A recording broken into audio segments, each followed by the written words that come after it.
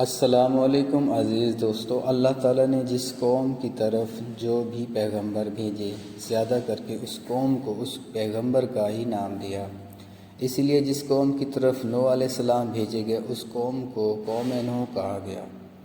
حضرت نوح کی قوم بت پرستی میں لگی ہوئی تھی۔ نوح علیہ السلام نے تقریباً 900 برس ان کے بیچ تبلیغ کی، اللہ کے دین کی طرف بلایا، لیکن ان کی قوم نہ مانی، یہاں تک کہ ان کی بیوی اور بیٹا سب بت پرستی میں لگے رہے۔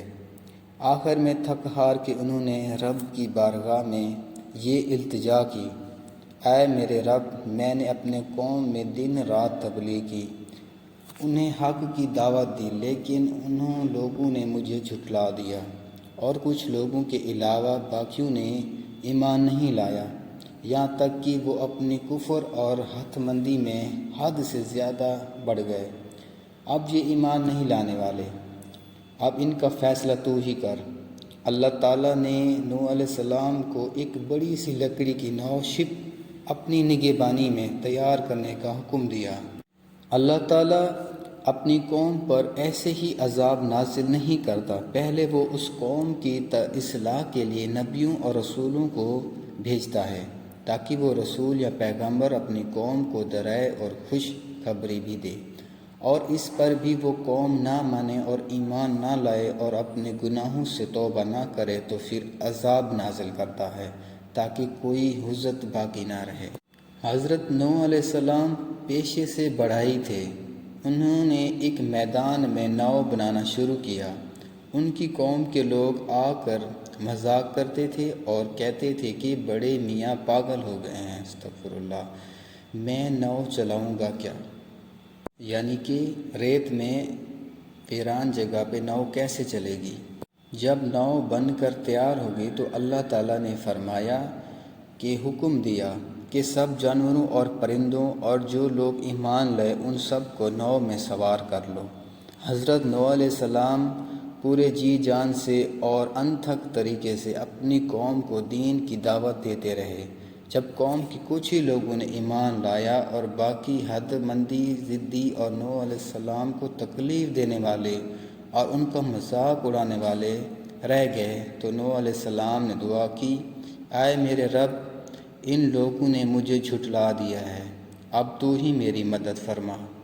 تب اللہ تعالیٰ نے نوح علیہ السلام کی طرف وحی کی، ہماری نگرانی اور ہدایت کے مطابق کشتی ناؤ بناؤ، پھر جب ہمارا حکم آ جائے اور تنور ابلنے لگے تو ہر قسم کے جانور اور پرندے کے جوڑے سے جو نر اور مادہ اس میں بیٹھا لینا، اور اپنے گھر والوں کو بھی، ایمان والوں کو، اور جن لوگوں نے ظلم کیا، کفر کی، ان کے بارے میں مجھ سے کوئی سوال مت کرنا، کیونکہ وہ سب پانی میں غرق کر دیے جائیں گے، اور پھر تم اور جو تمہارے ہمراہ ہوں کشتی نو میں اچھی طرح بیٹھ جائیں تو کہنا، سب تعریف اللہ تعالیٰ کے لیے ہے جس نے ہمیں ظالموں سے نجات دی، اور یہ بھی کہنا، میرے رب، ہمیں برکت والی جگہ پر اتارنا، اور تو سب سے بہتر اتارنے والا ہے۔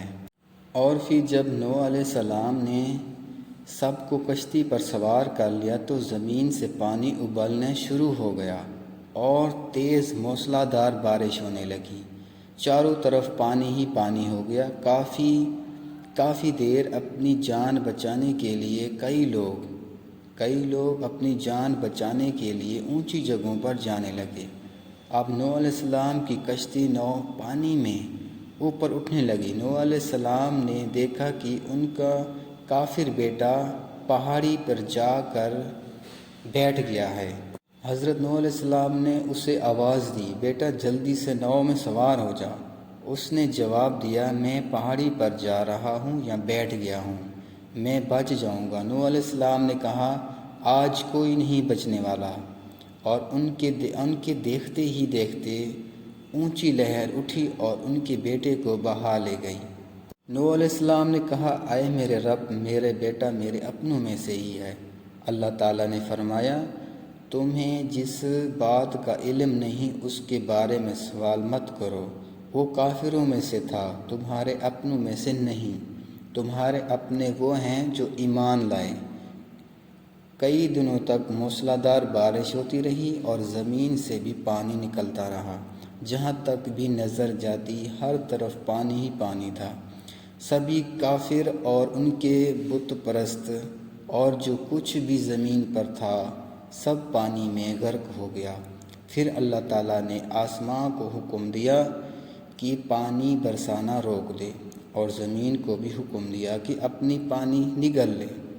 کشتی کئی دنوں تک پانی میں تیرتی رہی۔ کشتی میں چوہے پیدا ہو گئے تو اناج کے غلے کو نقصان پہنچانے لگے، تو نوح علیہ السلام نے اللہ تعالیٰ سے دعا کی، یا اللہ تعالیٰ نے شیر کی پشت پر ہاتھ مارو۔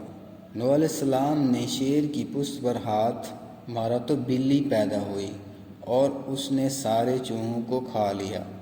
اسی طرح کشتی نو میں گندگی پیدا ہونے لگی تو نوح علیہ السلام نے پھر اللہ تعالیٰ سے دعا کی۔ اللہ تعالیٰ نے کہا، ہاتھی کی پشت پر ہاتھ مارو۔ نوح علیہ السلام نے ہاتھی کی پشت پر ہاتھ مارا تو بد جانور پیدا ہوا اور اس نے ساری گندگی صاف کر دی۔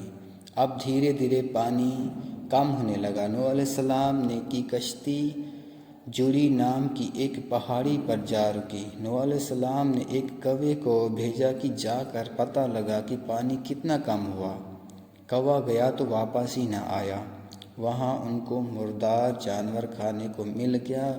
وہ انہی کو کھانے میں مست ہو گیا اور اپنا کام بھول گیا۔ اس لیے کوے کے حق میں بد دعا ہے کہ وہ مردار ہی کھائے گا اور لوگ اس سے نفرت کریں گے۔ نوح علیہ السلام نے پھر ایک کبوتر کو بحر کی خبر لانے بھیجا۔